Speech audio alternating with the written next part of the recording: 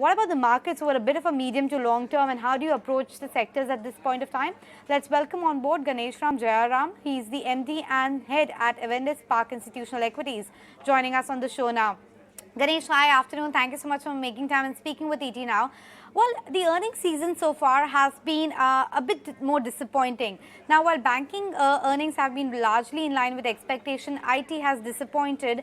What's your take as to what it will do to the valuations of Nifty and the Nifty EPS estimates? Good afternoon. Good speaking to you. I think we will see more earnings downgrades as we go into the result season and possibly going into the first or second quarter as well.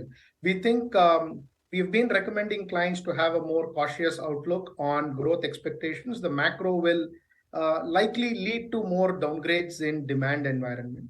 I think the street will see it as downgrades for this over the next couple of quarters. So we are seeing a phase where the exports will kind of get impacted, including IT sector.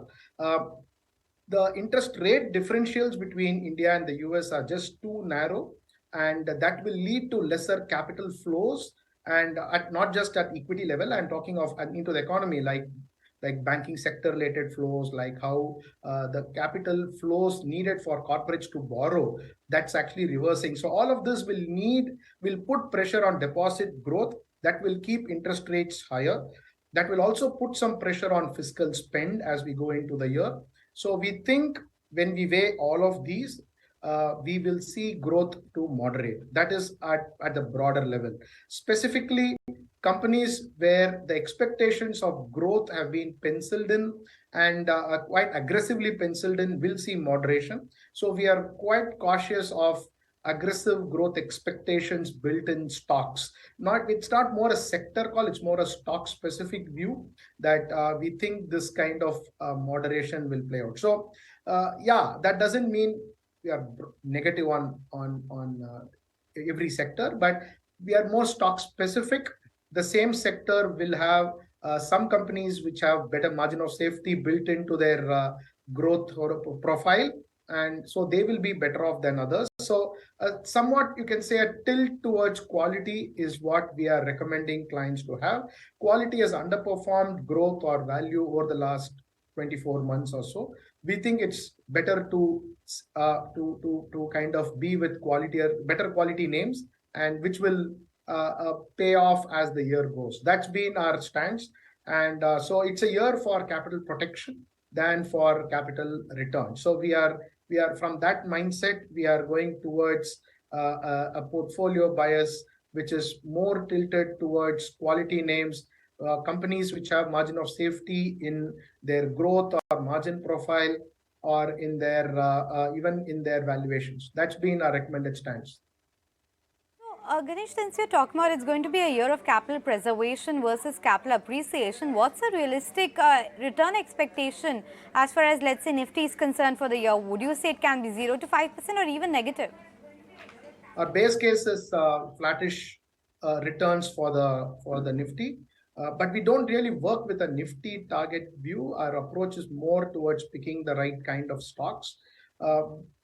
We think if you are prepared with the best 10% of companies, the top well-managed 10%, we think they can still give you double-digit returns for the year. And that's what we are we are seeking to do. Identify the companies which are not just dependent on macro tailwinds, companies where managements can make a difference in adjusting the sales and ensuring they can gain market share or find new avenues for growth or get some margins in place. So our preference is more towards that selective bias should give you double-digit returns, but as a whole, at a market view, we think our base case is no returns. The easier tailwinds-led growth, which we saw over the last 24-30 months, that's not likely to continue.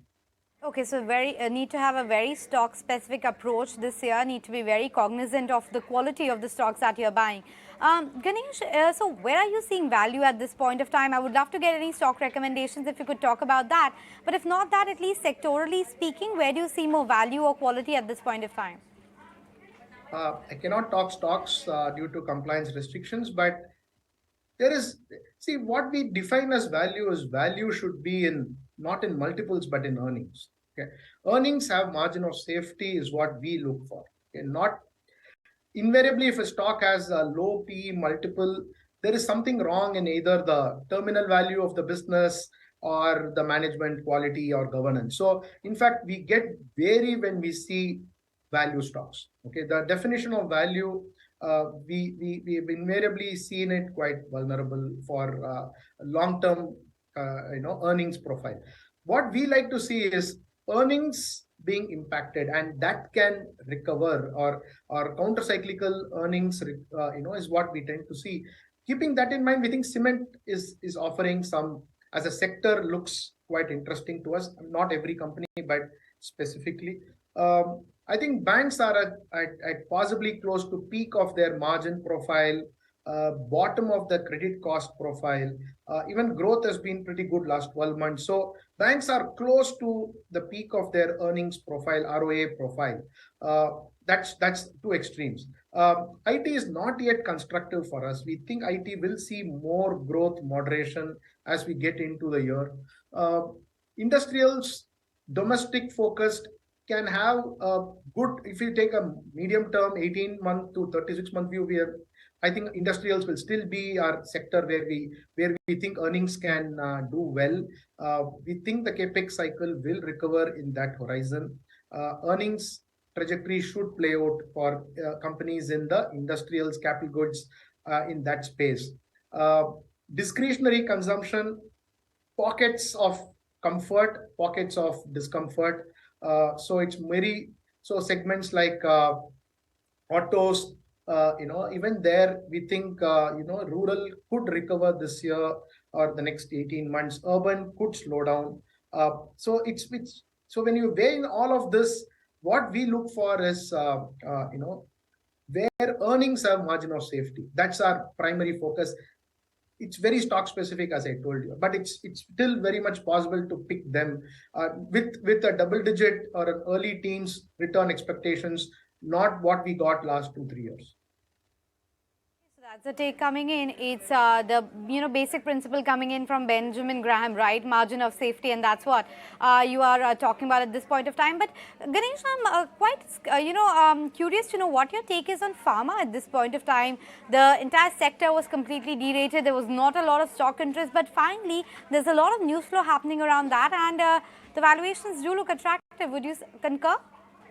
Yes, it does. We need to be a little.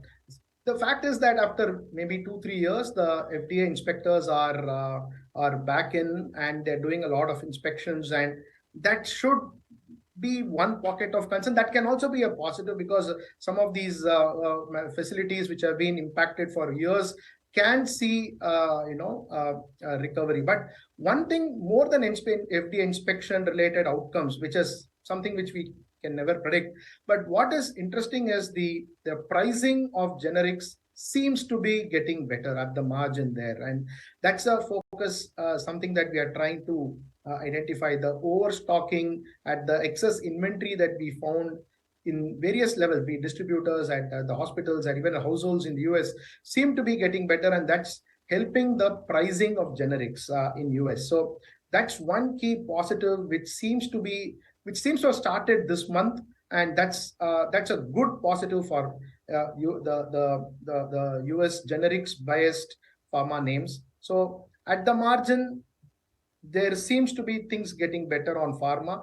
We have been cautious on this sector for multiple reasons: inspections, pricing, even the extent of FDA approvals being higher is an increased supply. That was, so we had various reasons, and we've been cautious, but you're right that pharma seems to be offering some margin of safety for sure. Yes. I'm also, want to know, you talked about how capex and industrials are likely to do well this year. Narrow it down for us further. Is it going to be, let's say, the infrastructure, EPC play? Is it going to be the capital goods major, ABB, Siemens of the world? Is it going to be manufacturing, Dixon, Amber, etc.? Defense for that matter? Which is the vertical where you think there could be the maximum amount of margin of safety or value in your parlance? combination of the manufacturing companies and the capital goods names. They're not offering margin of safety as much as they did a year back. But when I look at the next 2-3 years earnings likely profile, they are possibly the best position. Product companies specifically who have an MNC parentage, where not only it's the domestic demand but also parent sourcing more from the Indian subsidiary, those can give you further added growth impetus. So that's our preferred pockets within industrials. What about the new age tech companies, Zomato, Paytm, Paybe FinTech? Would you like to be a buyer in any of these stocks? Are you looking at them positively? What's the house call? Not yet. They need to show more. We need to understand those companies better, in terms of where those business models will ultimately settle down. These are evolving very VC kind of business models, not yet completely. The long-term profile of what their profitable growth will likely be is still undiscovered. So we have stayed on the sidelines throughout this up and down phase of theirs. So we thought, let these business models settle down, then we'll take a fresh stance. They have not yet settled down, so we have not taken a clear stance.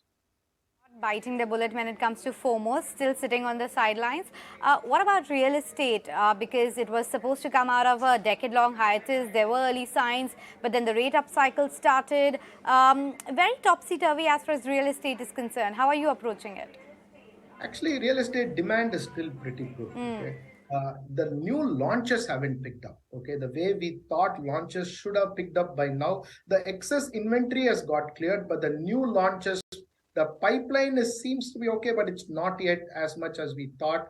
By now in the cycle, it should have picked up. Maybe it will come, but demand is still good. So the launch pipeline, companies should be able to launch it over the next year or so. So real estate, as you said, it's rate cycle on one side is a negative, but affordability and because we have seen over almost 8 years of flattish prices, the non-resident Indians, given how the rupees behave, they have been able to afford it better. So affordability is still very much there in spite of higher rates. So that's driving demand, and the excess inventory is getting cleared. So real estate is a sector which we have liked. We have preferred derived proxies of real estate than real estate developers. Derived proxies such as durables, or it could be building materials, even cement to an extent, or even housing finance. So, prefer derived proxies of real estate than the primary developers. Okay, Ganesh, on that note, we'll let you go. Thank you so much for speaking with us. A really insightful conversation talking about a whole host of sectors and your view at this point of time.